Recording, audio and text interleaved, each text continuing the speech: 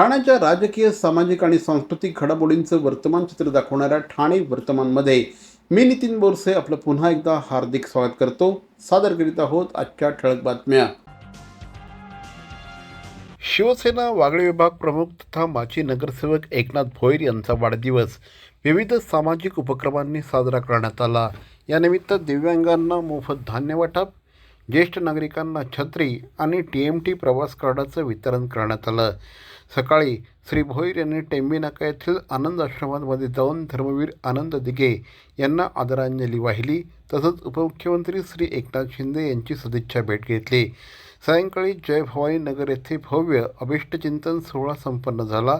यावेळेस खासदार नरेश म्हस्के, माजी आमदार रवींद्र फाटक यांच्यासह अनेक मान्यवर, पदाधिकारी आणि कार्यकर्ते उपस्थित होते. वाढदिवस हा सामाजिक उपक्रमाने साजरा केला.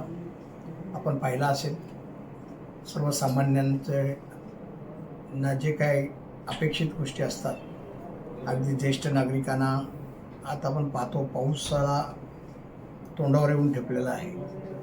ज्येष्ठ नागरिकांना छत्री वाटप, त्याचबरोबर अपंग आणि अंध लोक जे आहेत ते खरं तर उपेक्षित असतात आणि त्यांना ते धान्य वाटप, त्याचबरोबर TMTचा मोफत प्रवासाचा कार्ड वाटप, या सगळ्या गोष्टी तुम्ही पाहिल्या असतील तर वाढदिवसानिमित्त आपण लोकांना देतो. कारण हा ॲक्च्युली लोकांसाठीच आपण आहोत. MMRDAच्या कोस्टल रोड प्रकल्पासाठी होत असलेल्या भरावामुळे बाळकुम खाडी परिसरातील खारफुटी आणि नैसर्गिक जलप्रवाह धोक्यात आल्याचा आरोप काँग्रेसने केला आहे. यामुळे भविष्यात ठाण्यात पूरस्थिती निर्माण होण्याचा धोका वाढू शकतो, असा इशारा शहर अध्यक्ष राहुल पिंगळे यांनी दिला. विकास कामांच्या नावाखाली पर्यावरणाची हानी होत असल्याचा आरोप करत काँग्रेसने जिल्हाधिकारी, महापालिका आणि संबंधित विभागांच्या भूमिकांवर प्रश्न उपस्थित केले आहेत. या प्रकरणाची उच्चस्तरीय चौकशी करून स्वतंत्र पर्यावरणीय अहवाल करण्याची मागणी करण्यात आली असून आवश्यक कारवाई न झाल्यास जनआंदोलन छेडण्याचा इशारा देखील देण्यात आला आहे. ठाण्यातील इंदिरानगर चौक येथे आयोजित हिंदू जनआक्रोश सभेमध्ये आमदार संजय केळकर यांनी समाजाने अधिक जागरूक राहण्याचं आवाहन केलं. राज्य आणि देशात सुरू असलेल्या कथित वोट जिहाद आणि कॉर्पोरेट जिहाद विरोधात समाजाने सतर्क राहावं, असं आवाहन त्यांनी केलं. या सभेमध्ये जगद्गुरू परमहंस आचार्य यांनीही हिंदू धर्माच्या प्रचार प्रसारावर भर दिला. ठाण्यातील घुसखोरी, अनधिकृत बांधकामं आणि सुरक्षेच्या प्रश्नांवर देखील केळकर यांनी यावेळेस उपस्थितांचं लक्ष वेधलं. भवानी ज्वेलर्स ठाणे, पारंपरिक आणि आधुनिक दागिन्यांचा अप्रतिम संगम. प्रत्येक स्त्रीची पहिली पसंती भवानी ज्वेलर्स ठाणे. नक्की भेट द्या. CP Goenka International School, nurturing talent at young age for scholastics, sports and performing arts in global perspective. Proud to have world toppers and country toppers in 10th standard Cambridge examinations. Ranked the best emerging school by the Times of India for personality over percentage. CP Goenka is the intelligent choice. Thane महानगरपालिकेचे मालमत्ता कर म्हणजेच property tax भरण्याचे आवाहन. सन 2022-23 या आर्थिक वर्षाचे मालमत्ता कराचे म्हणजेच प्रॉपर्टी टॅक्सचे बिल ठाणेकर करदात्यांना महापालिकेमार्फत आर्थिक वर्षाच्या सुरुवातीस म्हणजेच माहे एप्रिल 2022 मध्ये देण्यात आलेले आहे.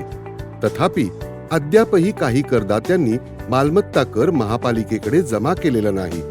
सध्या आर्थिक वर्षाचा अंतिम टप्पा सुरू झाला आहे. मालमत्ता कर वसुलीसाठी महापालिकेतर्फे कडक कारवाई हाती घेण्यात आली आहे. या अंतर्गत जंगम मालमत्ता, TV, फ्रीज, वाहन व इतर जप्त करणे तसेच स्थावर मालमत्ता वॉरंट बजावून जप्त करण्यात येत असून मालमत्तेचा जाहीर विक्रीद्वारे लिलाव करून कराची रक्कम वसूल करण्यात येत आहे. मालमत्तेस पाणी पुरवठा करण्यात येणारे नळ संयोजन खंडित करण्यात येत आहेत. त्याचप्रमाणे थकीत मालमत्ता करावर 2% व्याज आकारले जात असल्याने भरावयाची रक्कम वाढत आहे. आपला मालमत्ता कर propertytax.thanecity.gov.in या लिंकद्वारे तसंच गुगल पे, फोन पे, पेटीएम याद्वारे ऑनलाईन पद्धतीने करण्याची सुविधा उपलब्ध करून दिली आहे.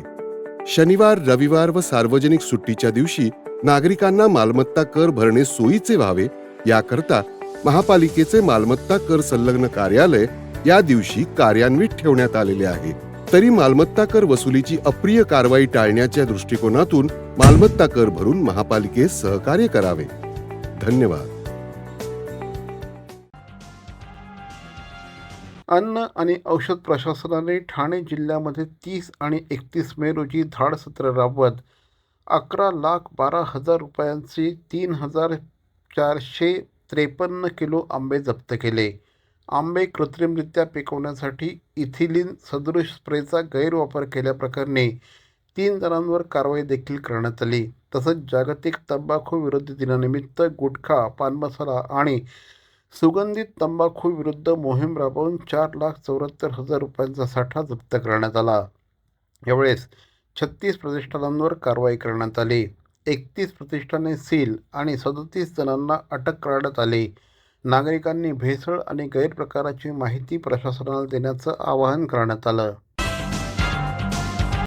मान्सून तयारी अंतर्गत ठाणे महापालिकेच्या नालेसफाईची 80% कामं पूर्ण झाली असून उर्वरित कामं 5 जूनपर्यंत पूर्ण करण्याचे निर्देश अतिरिक्त आयुक्त प्रशांत रोडे यांनी दिले आहेत.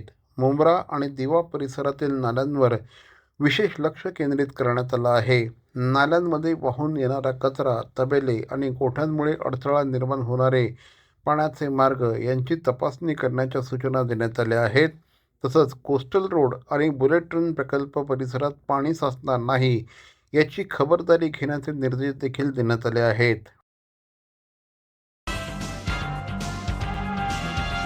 महाराष्ट्र औद्योगिक विकास महामंडळाच्या जांभूळ जलशुद्धीकरण केंद्रावरील नियोजित शटडाऊनमुळे ठाण्यातील काही भागांमध्ये 4 जून रोजी दुपारी 12 ते 5 जून रोजी 12 वाजेपर्यंत पाणी पुरवठा बंद राहणार आहे. दिवा, मुंब्रा, कळवा तसंच वागळे आणि मानपाडा प्रभागातील काही भागांना याचा फटका बसणार आहे.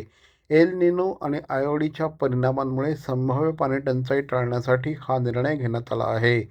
पाणी पुरवठा सुरू झाल्यानंतर पुढील 1 ते 2 दिवस कमी दाबाने पाणी येण्याची शक्यता आहे. नागरिकांनी काटकसरीने पाण्याचा वापर करावा असं आवाहन करण्यात आलं आहे. तर मंडळी, या होत्या आजच्या ठळक बातम्या ठाणे वर्तमानमधून. आम्ही ठाण्याच्या राजकीय, सामाजिक आणि सांस्कृतिक घडामोडींचं वर्तमान चित्र दाखवण्याचा प्रयत्न करतोय. अर्थातच आपल्या सहकार्याची गरज आहे, तेव्हा आमच्याशी जरूर संपर्क साधा. आमचा पत्ता आहे Dadoji Konde stadium, shop number 16, Khattan road, Thane पश्चिम. दूरध्वनी क्रमांक 9820939420. तर मग पुन्हा भेटू उद्या याच वेळी याच ठिकाणी ठाणे वर्तमानमध्ये. तोपर्यंत धन्यवाद. जय हिंद, जय महाराष्ट्र.